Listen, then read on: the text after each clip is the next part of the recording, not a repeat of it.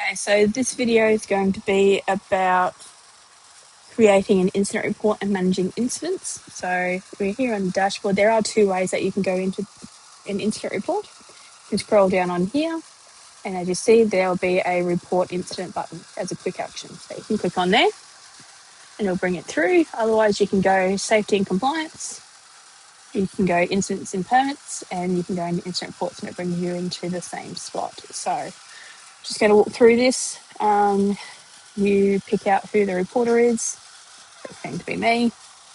And then you can pick the person affected. So there is the capability to have this as someone who doesn't actually work for you, if it was a contractor or the like, or just a visitor, you can do that. So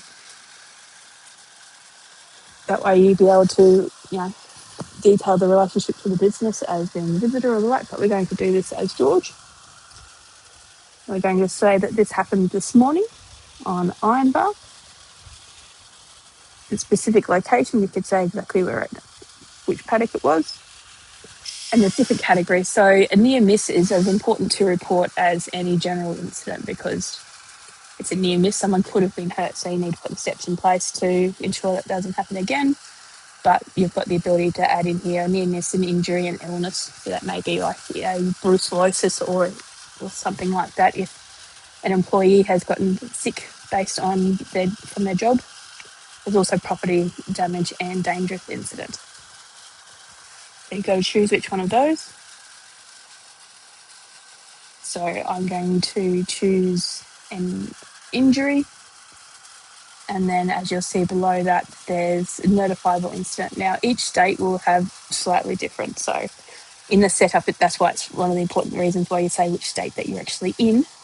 So this property is set up as in Queensland, so it will actually detail what a notifiable incident in Queensland is. And I do believe it is fairly similar between the states. WA is slightly different, so you may need to check the WH Act. But the contact details for your workplace health and safety in each state will come up there. So then we've got the description, so that's where you go through as to what actually happened. So George, what did George do today? Came off his motorbike and hurt himself. Well, he broke his arm. So we're going to say that injury, so broken arm. Then we're going to say which arm, so it's the left arm, treatment received. So hospital, would have had to take him into the emergency room, so the treatment details, so arm was put into a cast. And your details to which hospital where we took him into. So the immediate actions, so that's just what you did at the time. So they called the house and we got someone to come down to pick them up, to take them into the emergency room. You would have stabilised the bike or picked the bike back up and put it on its kickstand and made it safe. So the long-term corrective action may be some training for George to maybe ride the bike. Training's a pretty good long-term corrective action. And then you can put photos in here if there was anything that needed to be recorded. So then we're going to submit that incident report. And it'll go through, if you're an admin, it'll just say that you can go back into it and other tenant admins have been emailed. If you're a manager or a worker, it'll email through to the chain above you as well. So now we're going to go into open up the admin view. So here's the incident management portal. So where we can go in and actually edit it. Or in this case, we're going to go in, we open it up, it'll come down to the investigation. So all incidents should have some level of investigation. So this just happens to have the 5 whys, which is a really good way. And why did it happen? But why did that happen? And the like.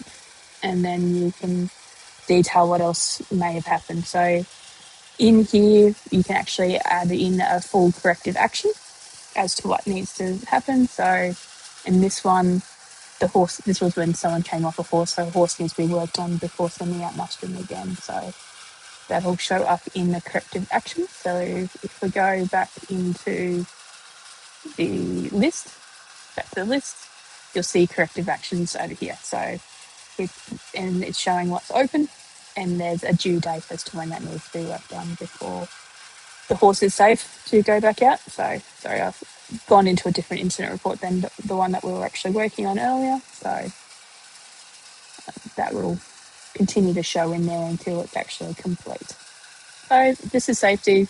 There's a lot to it. We'll get through it all, and yeah, do it once, do it aggro.